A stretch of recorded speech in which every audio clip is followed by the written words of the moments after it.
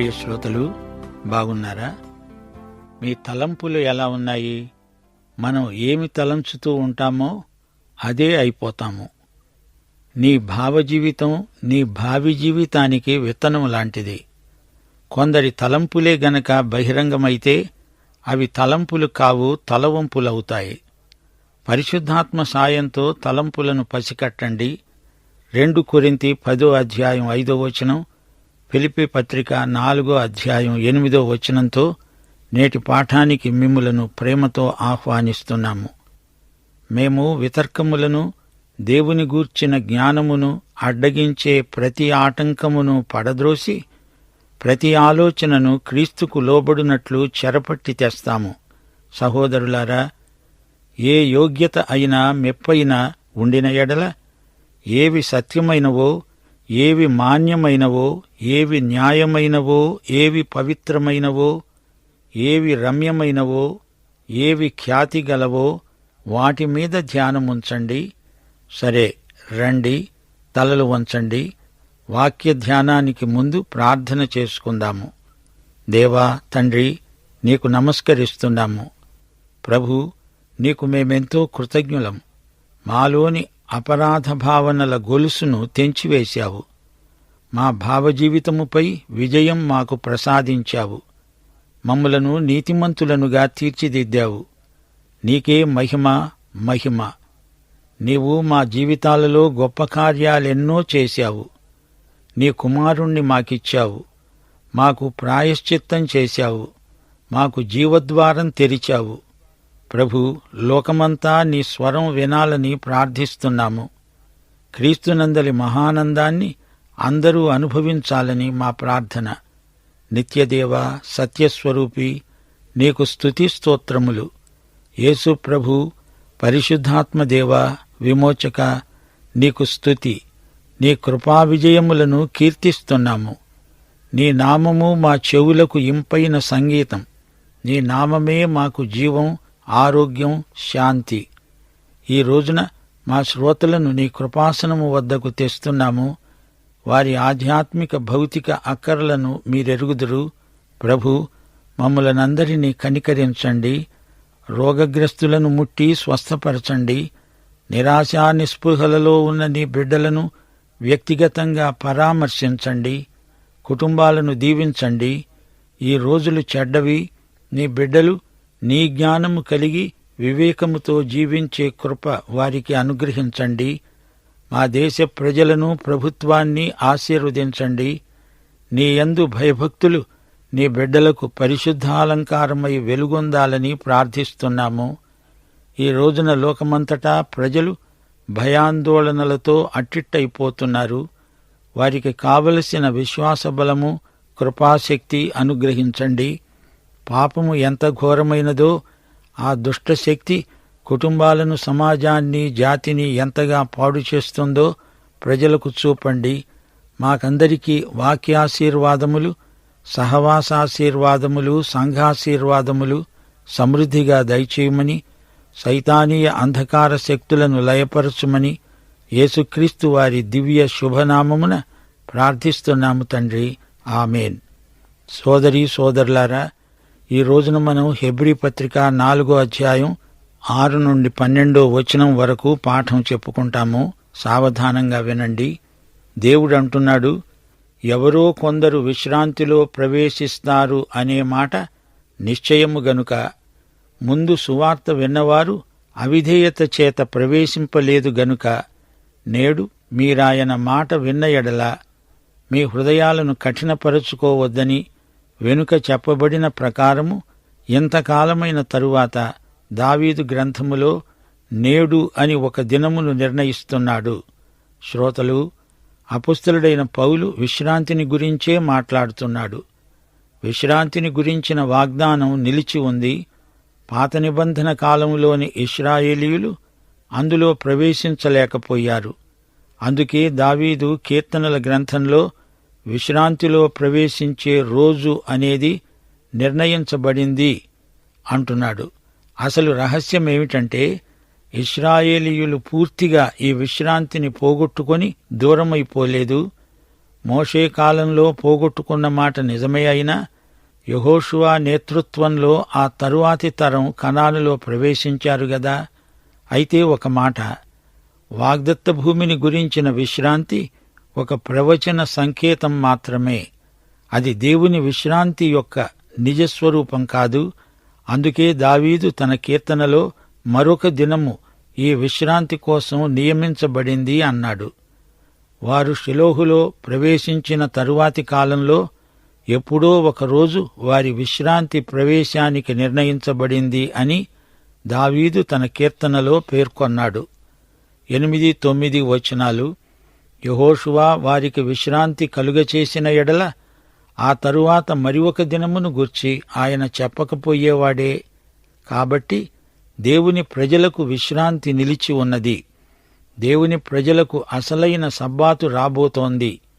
ఆ దినము నియమించబడింది అనే ప్రవచనం దావీదు ద్వారా పలుకబడింది. సబ్బాతు భావన ప్రవచనాత్మకమైనది. అది యేసుక్రీస్తు వైపునకే చూపుతుంది. సబ్బాతు అంటే దేవుని విశ్రాంతి. అది జగత్పునాది నుండి నిర్ణయించబడింది. ఈ దినం ఇశ్రాయేలీయులకే కాదు, విశ్వాసులందరికీ దేవుడు నిర్ణయించాడు. దేవుని ప్రజలకు విశ్రాంతి నిలిచి ఉంది. దేవుని ప్రజలంటే విశ్వాసులందరూ. 10వ వచనం. ఎందుకనగా దేవుడు తన కార్యములను ముగించి విశ్రమించిన ప్రకారము ఆయన విశ్రాంతిలో ప్రవేశించిన వాడు కూడా తన కార్యములను ముగించి విశ్రమిస్తాడు. దేవుని విశ్రాంతి అన్నప్పుడు దాన్ని భౌతిక దృష్టితో పూర్తిగా గ్రహించలేము. ప్రవేశించిన వాడు ఆయనే విశ్రమించాడు. ఈ విశ్రాంతి క్రీస్తును చూపుతున్నది. శ్రోతలు గ్రహించండి. మానవునికి సృష్టి మీద సర్వాధికారము ఇవ్వబడింది. కాని మానవుడు ఆ అధికారాన్ని నిలుపుకోలేకపోయాడు. అయితే యేసు దాన్ని చేజిక్కించుకున్నాడు. గనుక యేసుక్రీస్తునందు మానవుడు పోగొట్టుకున్నది తిరిగి పొందాడు. అలాగే దేవుని విశ్రాంతి మానవునికి ఇవ్వబడింది. అయితే మానవుడు దాన్ని పొందలేక పోగొట్టుకున్నాడు. అయితే క్రీస్తునందు దాన్ని ఇప్పుడు అనుభవించగలడు. ఆ విశ్రాంతిలో చేరగలడు. యేసుక్రీస్తు ప్రధాన యాజకుడు. క్రీస్తు దేవుని విశ్రాంతిలో ప్రవేశించాడు. దేవుని ప్రజలను దానిలోకి ఆయనే నడిపిస్తాడు. ప్రతి మానవునికి ఇట్టి విశ్రాంతి కోసం అంతరంగంలో ఆశ ఉంటుంది. క్రీస్తు పరలోకంలో దేవుని కుడిపార్శ్వమున కూర్చున్నాడు.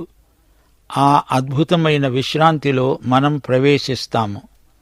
ఒకసారి దావీదు అన్నాడు, నేను గువ్వనై రెక్కలతో ఎగిరిపోతే ఎంత హాయిగా ఉంటుందో.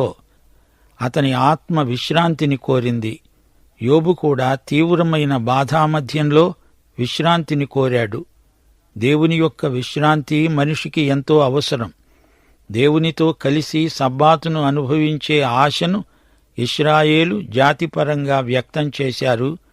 ఈ సబ్బాతు, శనివారం విశ్రాంతి క్రీస్తునందు కలగబోయే దానికి ప్రవచన సంకేతం మాత్రమే.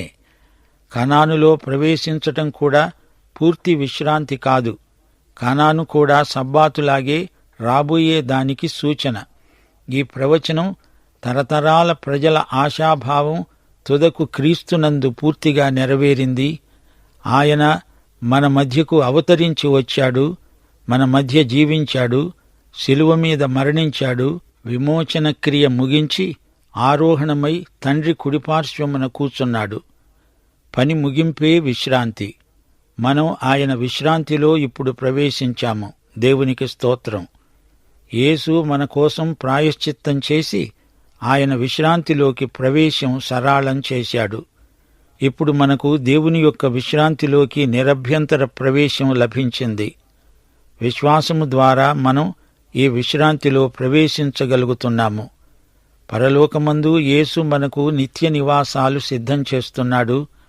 మనము నిరీక్షించే ఆ నిత్య విశ్రాంతికి సంచకరువుగా ఇక్కడే దానిని అనుభవిస్తున్నాము.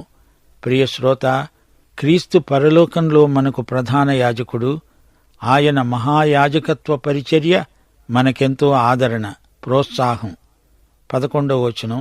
కాబట్టి అవిధేయత వలన వారు పడిపోయినట్లుగా మనలో ఎవడునూ పడిపోకుండా ఆ విశ్రాంతిలో ప్రవేశించడానికి జాగ్రత్త పడదాము. ఇశ్రాయేలు ప్రజలు పడిపోయినట్లు మనం పడిపోతామేమో జాగ్రత్త. వారిలాగా అవిధేయులు కాకండి.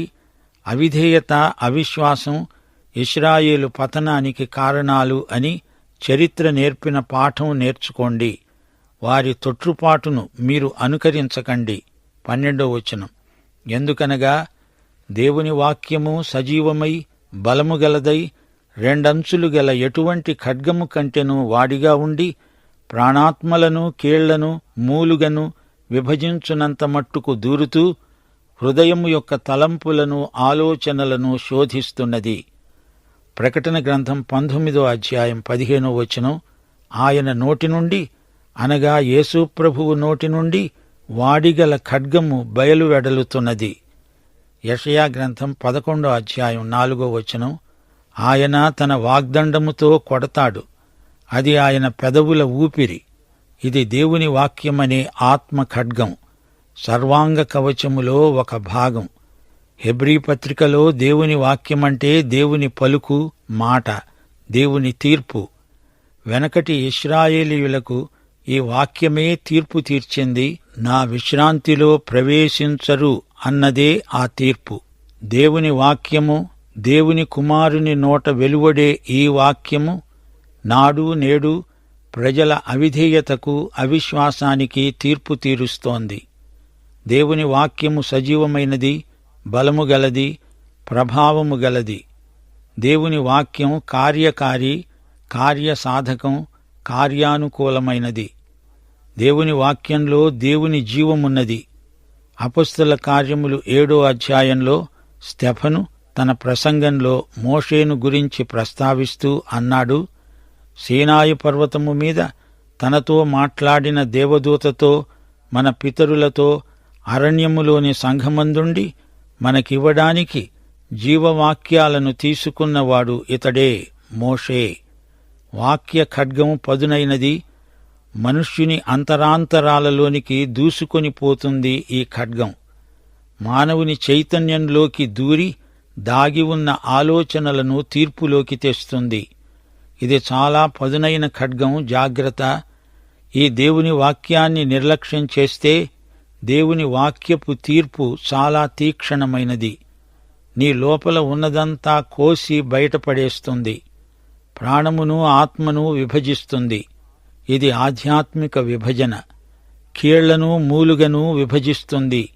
ఇది శారీరక విభజన. వాక్య ఖడ్గం ప్రాణమును ఆత్మను గుర్తిస్తుంది, ప్రత్యేకిస్తుంది. దేవునికి విరోధమైన వైఖరులను బయటపెడుతుంది. పాపము మానవుని ఆత్మను, ప్రాణాన్ని, చివరికి కీళ్లను, మూలుగను సైతం కలుషితం చేసింది. శరీరాన్ని, ఆత్మను సునిశితంగా పరిశీలిస్తుంది దేవుని వాక్య ఖడ్గం. మానవుని లోపల ఉన్నదంతా మనం చూడగలిగేటట్లు తెచ్చి దేవుని ముందు ఉంచుతుంది వాక్య ఖడ్గం. మానవుని నిర్మాణం పౌలీయ భావనలో 3 భాగాలు. 1 శరీరం, 2 జీవం, 3 ఆత్మ. సోమా, సుకే, న్యూమా. సోమా అంటే శరీరం, సుకే అంటే జీవం, న్యూమా అంటే ఆత్మ, జీవం లేక ప్రాణం. ఈ 3 గ్రీకు మాటలు. ఆత్మ దేవుని వైపు మొగ్గుతుంది. జీవం శరీరాత్మలకు మధ్యలో ఉంది. ఆత్మకు మనస్సాక్షి కూడా ఉంది. పరిశుద్ధాత్మ మానవాత్మను ప్రభావితం చేస్తాడు. ఎముకలకు మధ్య దూరటం కాదు. ఎముకలకు వాటిలో ఉన్న మూలుగకు మధ్యగా వాక్య ఖడ్గం దూసుకుపోతుంది. శరీరం లోపలి జీవం ఇంకా లోపల ఉన్న ఆత్మ గుండా ఈ వాక్య ఖడ్గం దూసుకుపోతుంది. 1 కొరింథీ 14వ అధ్యాయం 25వ వచనం. అతని హృదయ రహస్యాలు బయలుపడతాయి. అతడు సాగిలపడి దేవునికి నమస్కారం చేస్తాడు. దేవుని వాక్యం మనిషి అంతరంగాన్ని పరిశోధిస్తుంది, తీర్పు తీరుస్తుంది. మానవుని చేతనను, అంతరంగాన్ని పూర్తిగా వెదికి లోతుగా దూరి రహస్యమందున్న వాటిని కూడా బయటికి తెచ్చి తీర్పు తీర్చేదే దేవుని వాక్యం. ప్రియ శ్రోత, వింటున్నావా? అవిశ్వాసం చేత మానవులు రక్షణ విశ్రాంతిని పోగొట్టుకుంటున్నారు. నీ ఆత్మకు తృప్తి ఉండదు. అవిశ్వాసం వల్ల దేవుడిచ్చే ఆశీర్వాదాలన్నీ పోగొట్టుకునే ప్రజలకు ఒక హెచ్చరిక. విశ్రాంతి కొరకైన దేవుని పిలుపు ఉన్నది. ఆయన రేపు అనడం లేదు. నేడు, ఈ రోజు, ఇప్పుడే నీకు నిత్య విశ్రాంతి ఇవ్వాలని దేవుడు సంకల్పించాడు. ఈ రోజే నీది, నాది. ప్రియశ్రోత, నీ గడియారం చూసుకో. ఎంత టైమైంది? ఇదే రక్షణ దినం, ఇదే అనుకూల సమయం. ఆయన మాట వినండి. మీ హృదయాలను కఠినపరుచుకోకండి. యెహోషువ అంటే పాత నిబంధనలోని హీబ్రూ భాషలో రక్షకుడు అని అర్థం. అలాగే కొత్త నిబంధనలో యేసు అంటే రక్షకుడు. యెహోషువ వారికి విశ్రాంతి కలుగచేశాడా? అది పూర్తి విశ్రాంతా? అలాగైతే మరొక రోజును గురించి ఎందుకు ప్రస్తావించాడు? అప్పటికి యెహోషువ చాలా వృద్ధుడైపోయాడు. ఇంకా స్వాధీనం చేసుకోవలసిన భూమి ఎంతో ఉంది. ఇశ్రాయేలు ప్రజలు దేవుడు వాగ్దానం చేసిన పూర్తి విశ్రాంతిలో ఇంకా ప్రవేశించలేదు. పూర్తి విశ్రాంతి ఇశ్రాయేలు ప్రజలకు యెహోషువ ఇవ్వలేకపోయాడు. అయితే ప్రియశ్రోత, నీవు క్రీస్తునందు విశ్వాసముంచితే క్రీస్తు నిన్ను పరమకానానుకు విశ్రాంతికి నడిపించగలడు. దేవుని విశ్రాంతిలో నీవు ప్రవేశించి చూడు. అందులో సమృద్ధి ఫలాలు, ఆశీర్వాదాలు, ఆనందం సమృద్ధిగా లభిస్తాయి. ఈ విశ్రాంతి ఈ రోజున మనకెంతో అవసరం. అయితే దీనిని మన నుండి దొంగిలించే శత్రువు అవిశ్వాసం. అవును, దేవుని ప్రజలకు విశ్రాంతి నిలిచి ఉన్నది. అనగా మనమందరము పరలోకమందలి నిత్య విశ్రాంతిలో కలిసి ఉంటాము. పరలోకము అద్భుత సీమ. అక్కడ మనకు తృప్తి, ఆనందం, ఆశీర్వాదం. దేవుడు తన కార్యములను ముగించి విశ్రమించాడు అన్నాము. అంటే దీనిని మీరెలా అర్థం చేసుకుంటున్నారు? దేవుడు అలసిపోయాడా? నేను 6 రోజులు పనిచేశాను, రోజుకు 8 గంటలు పనిచేశాను, పొద్దస్తమానము ఎంతో కష్టపడ్డాను, ఇప్పుడు విశ్రమించాను అన్నాడా? నాకు విశ్రాంతి కావాలి అని దేవుడన్నాడా? అలా కానే కాదు. అది మనమనుకుంటున్న విశ్రాంతి లాంటిది కాదు.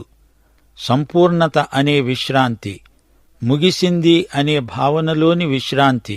సృష్టి ముగిసింది. అప్పటి నుంచి దేవుడు మళ్లీ సృష్టి చెయ్యలేదు. దేవుడు చేసిన సృష్టి సమగ్రం, సంపూర్ణం. అందలి ప్రతి అణువును, పరమాణువును దేవుడే సృజించాడు. అయితే ఈ విశ్వంలో కొన్ని మార్పులు జరుగుతున్నట్లు కనిపిస్తోంది. అది ఏర్పాటులో మార్పే కాని వస్తుతః సృష్టి ఒకేసారి ఆయన చేసిందే. అయితే దేవుడు క్రీస్తునందు నూతన సృష్టి చేశాడు. ఈ నూతన సృష్టి ఎక్కడ ఆరంభమైంది? అదిగో కల్వరి గిరిని చూడండి. పెంతెకొస్తునాడు నూతన సృష్టి రూపుదిద్దుకున్నది. 2 కొరింథీ 5:17 ఎవడైనను క్రీస్తునందున్న ఎడల వాడు నూతన సృష్టి. పాతవి గతించాయి, ఇవిగో కొత్తవయ్యాయి. దేవుడు ఈ రోజున సృష్టిస్తున్నది కొత్తగా దేవుని కుమారులను, కుమార్తెలను. క్రీస్తునందలి విశ్వాసం వలన నూతన సృష్టి అవుతారు. వీరికి దేవుడు విశ్రాంతిని వాగ్దానం చేశాడు. దేవుడు మనకు పరలోక విశ్రాంతిని వాగ్దానం చేశాడు. అయితే అదే విశ్రాంతిని మనం ఇప్పుడే అనుభవించగలం. పరలోకం వైపు మనం నడిచే మార్గమంతా పరలోకమే. దేవుడు విశ్రమించాడు, తన పని ముగించాడు. నీ రక్షణ విషయంలో నీవేమీ చెయ్యనక్కర్లేదు. మనకు ఎట్టి యోగ్యత, అర్హత లేదు. దేవుడు చేసి ముగించిన పనికి ఎవ్వరూ ఏమీ చేర్చలేరు. ఆయన దృష్టిలో మన స్వనీతి మురికి బట్టలు, బట్టపేలికలు. దేవుడు మన నీతిని అంగీకరించడు, గుర్తించడు, ఆమోదించడు. అసలు మనకు నీతి లేనే లేదు. యేసు ఇచ్చిందే నీతి. రోమాపత్రిక 3:10 నీతిమంతుడు లేడు, ఒక్కడూ లేడు. గ్రహించేవాడెవ్వడూ లేడు. దేవుణ్ణి వెదికేవాడు ఎవ్వడూ లేడు. యేసు ప్రభువు మనకు ఇచ్చేది సంపూర్ణ రక్షణ. ఆయన ముగించిన పని అది. మనము క్రీస్తునందు విశ్వసించగానే నూతన సృష్టి అయ్యాము. అలాగే ఎవరైనా అవుతారు. దేవుని బిడ్డ దేవుని సంకల్ప పరిధిలోనే జీవిస్తాడు. దేవుని విశ్రాంతిలో ప్రవేశించి దేవుని పని చేస్తాడు, ఆనందిస్తాడు. దేవుని విశ్రాంతిలో ప్రవేశించడం ఎంతో ఆరోగ్యకరం. మరియా యేసు పాదాల చెంత కూర్చుంది. మార్త పనుల్లో తలమునకలై ఉంది. మార్తకు సేవ చెయ్యాలనే ఆశ ఉంది, కాని ఆమెకు దేవుని విశ్రాంతి అంటే ఎలాంటిదో తెలియదు. మరియా తన పని సకాలంలో ముగించుకొని యేసు పాదాల చెంత విశ్రాంతిగా ఉంది. మార్తకు విశ్రాంతి లేదు, పైగా నానా హైరానా పడుతోంది. మనలో ఎవ్వడూ పడిపోకుండా ఆ విశ్రాంతిలో ప్రవేశించటానికి జాగ్రత్త పడదాము. అవిధేయత వలన వారు, అనగా ఇశ్రాయేలీయులు పడిపోయినట్లు మనలో ఎవడూ పడిపోకుండునుగాక. అవిధేయత చేత, అవిశ్వాసము చేత వారిలాగే పడిపోకండి.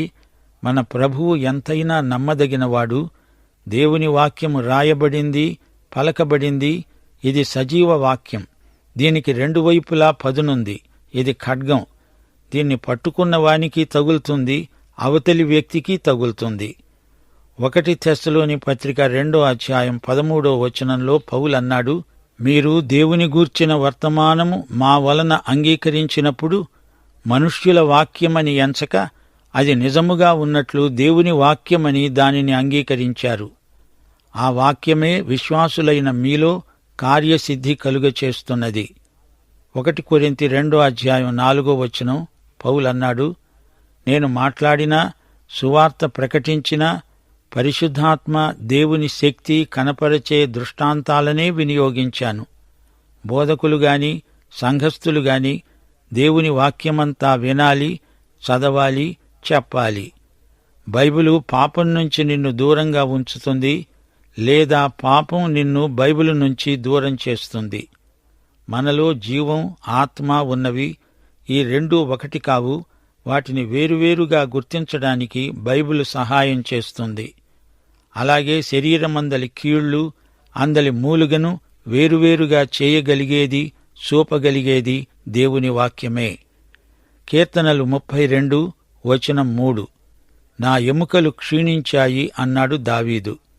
కీర్తనలు 51 8వ వచనంలో నా ఎముకలు హర్షిస్తాయి, అనగా నాట్యం చేస్తాయి అన్నాడు దావీదు. బైబిలు గ్రంథం మనలను విమర్శిస్తుంది. 1500 సంవత్సరాల కాల వ్యవధిలో 45 రచయితలు రాశారు. ఒకరినొకరు ఎరగరు, కాని అందరూ రాసిన దానిలో ఎట్టి వ్యాఘాతమూ లేదు. హృదయములోని తలంపులలోని ఊహలను కూడా ఈ గ్రంథం బయటపెడుతుంది, తీర్పు తీరుస్తుంది. క్రియలకు మూలమైన ఆలోచనలకే బైబిలు తీర్పు తీరుస్తుంది. హృదయము మోసకరమైనది, అది భయంకరమైన వ్యాధి గలది. దానిని గ్రహించగలవాడు ప్రభువే. పాఠం ఇంతటితో సమాప్తం. ప్రభు అయిన యేసుక్రీస్తు వారి కృప, తండ్రి అయిన దేవుని ప్రేమ, పరిశుద్ధాత్మ యొక్క అన్యోన్య సహవాసము సదాకాలము మనకందరికి తోడై ఉండునుగాక. ఆమేన్.